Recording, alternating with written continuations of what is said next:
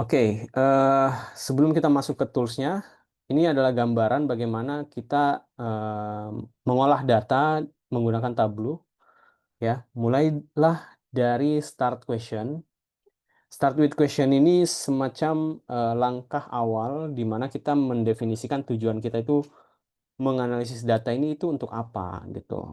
Apa sih yang melatar belakanginya? Bisa kita mulai dari masalah, bisa juga dari keinginan direksi, bisa dari tujuan perusahaan, apapun itu kita start di sini. Barulah kita mengambil data, kita visual mapping ya, kemudian melihat struktur datanya juga atau data profiling juga bisa. Kemudian di sinilah kita develop insight-nya, develop dashboard, dan kita presentasikan, ya kita share supaya ada action dari stakeholder terkait bahwa oke, data kita seperti ini, kita pengen eh, apa namanya bertindak seperti apa. Nah, ini ada garis lagi nih ke belakang.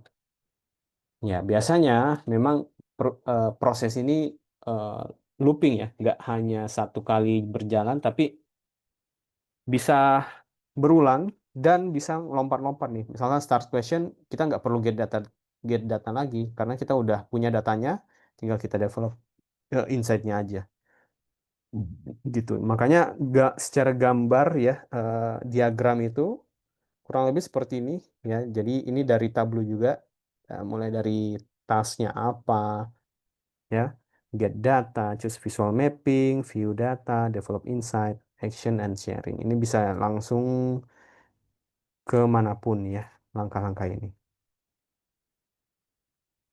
Nah, ini saya jelaskan sedikit terkait dengan gimana sih maksudnya itu start with question. Nah, ini adalah bagaimana ya teman-teman ya, titik awalnya itu kita harus mulai dulu nih dari pertanyaan bisnis atau tugas kita itu apa, goalsnya itu apa gitu ya. Best practice-nya adalah teman-teman bisa mulai dari pertanyaan umum dulu baru menjadi lebih ke spesifik. Contoh misalkan kalau kita di call center ya, kita memiliki call center, kita sebagai manajernya, ya paling kita bertanya dulu nih yang cukup umum ya, berapa banyak panggilan yang diterima, dari mana asal panggilannya, seperti itu ya. Apa sih keluhan yang sering muncul dan lain sebagainya. Jadi eh, sebelum teman-teman membuat dashboardnya langsung ya, pasti kita harus memahami dulu nih konteks bisnisnya itu seperti apa sih yang dibutuhkan ya. Nah, inilah hal yang teman-teman perlu miliki ya. Perlu pahami bahwa kita jangan langsung buat dashboard, jangan sampai dashboard kita buat susah-susah, kita buat bagus-bagus, ternyata cuma jadi pajangan ya, nggak dilihat sama sekali atau hanya digunakan untuk ya melihat data aja gitu. Jadi jangan sampai seperti itu ya. Meskipun memang itu cukup sulit, tapi mungkin di level satunya teman-teman bahwa dashboardnya itu bisa dilihat ya. Bisa digunakan lah untuk melihat historical data. Jadi mulai dari descriptive analytics. Nah, itu udah bagus tuh. Jadi langkah-langkah yang penting bangun hubungan baik ya dengan klien kita atau dengan misalkan direksi, atasan atau rekan kerja gitu ya. Terus selalu teman-teman lakukan eh, pertanyaan ya, bertanyalah ke usernya teman-teman gitu. Dan yang ketiga itu yang cukup penting, kita langsung tunjukkan, oh kalau mau data seperti itu kita bisa buat mungkin pakai apa pie chart misalkan, agar kita bisa melihat perbandingan antar proporsi produk kita, penjualannya seperti apa kayak gitulah. Setelah ask question kelar, barulah kita bergerak mengambil datanya ya. Jadi di sini bagaimana kita eh, mendapatkan data yang tepat ya. Kemudian di sini sebenarnya kalau kita masukkan ke tabel produk ya. Sorry bentar.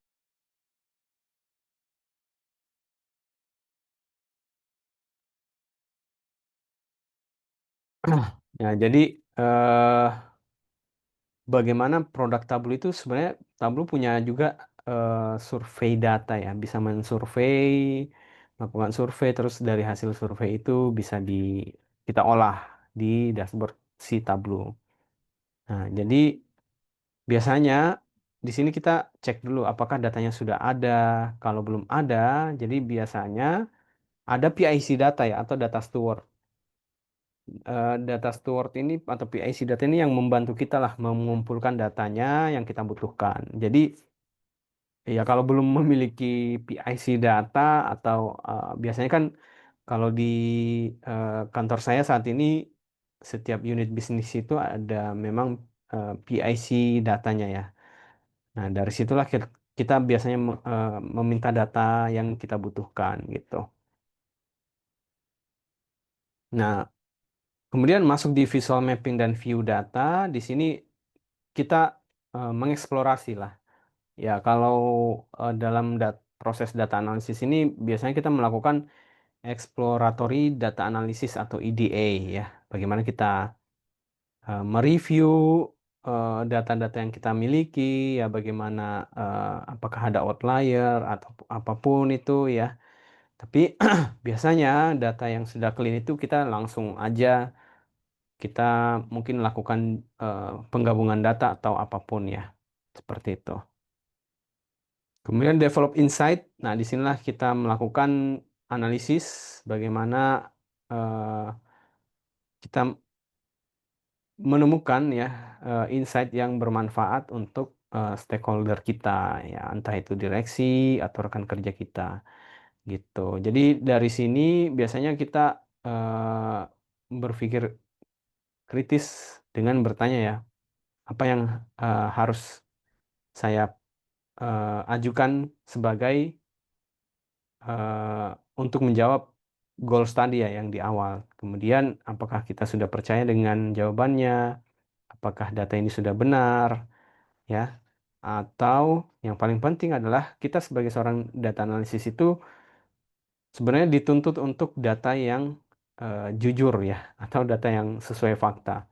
Jangan sampai datanya eh, diubah atau diedit. Nah, itu eh, kita sangat hindari sebagai seorang data analisis. Jadi, kalaupun datanya banyak yang kosong misalkan, nah itu kita harus konfirmasi kembali ke sumber ke pemilik data ya, ke PIC data tadi. Nah, ini saya temukan banyak data yang kosong.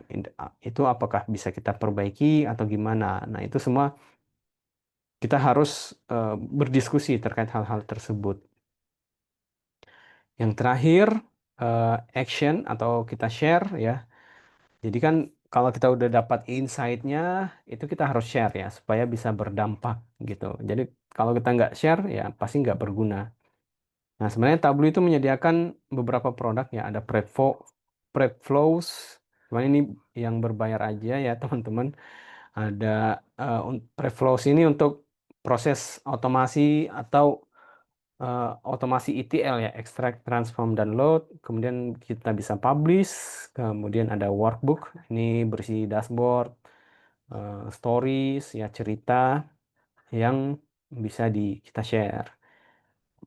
Nah, jadi sebenarnya kita bisa menggunakan checklist bahwa dashboard kita itu efektif. Ya, kenapa? Karena pertama, dashboard kita bisa menjawab kebutuhan bisnis ya, dan datanya sudah divalidasi oleh PIC data ya atau data steward. Kemudian ya filternya ya, posisinya dan lain sebagainya itu sudah sesuai standar gitu. Nah, ini adalah data analisis use case saja, di mana kalau di healthcare itu memudahkan kita untuk menganalisis data pasien ya.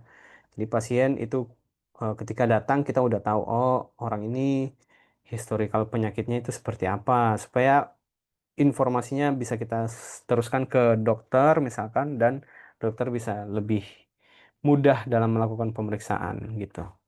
Kalau di retail biasanya kan ini terkait dengan inventory ya, bagaimana kita membuat stok barang itu lebih efektif dan efisien.